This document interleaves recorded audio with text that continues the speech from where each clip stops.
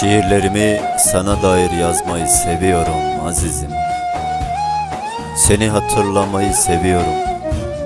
Hoş, hiç çıkmıyorsun ya aklımdan. Aklıma gelişlerini seveyim. Sebepsizce dudaklarımdaki tebessüme sebep olan azizim.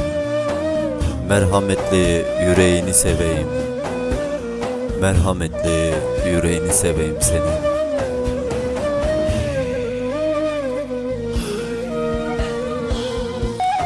İçimdeki özlemi kusuyorum sayfalara satır satır. Her mısramda sen, her cümlemde sen, her kelimemde sen varsın. Seni bir azizim sözcüğüne hapsettim. Sadece sözcük değil, en kıymetliyim, en değerliyim, en sevdiğim.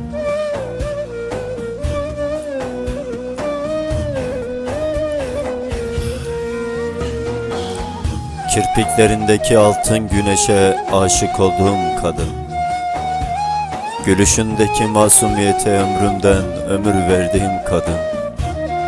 Seni yüreğime sevdiren Rabbime şükürler olsun. Ben seni Allah için sevdim. Ben seni sadece Rabbimden istedim. Biliyorum ki, inanıyorum ki ben seni Allah için sevdim. Gönüllerin en büyük sevgilisi olan Allah, merhametine sığındığım bütün duaları duyan Allah'ım, bu aciz kulunun duasını kabul edecek, seni bana helal kılacak.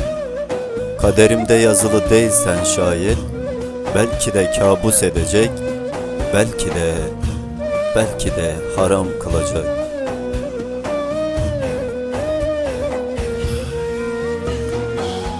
Hani derler ya, Allah tüm kapıları kapar, dışarıdaki felaketten seni korumak için. Sen benim felaketim misin, yoksa kabul olan duam mısın bilmiyorum. Ben seni Allah için sevdim. Allah için sevdim.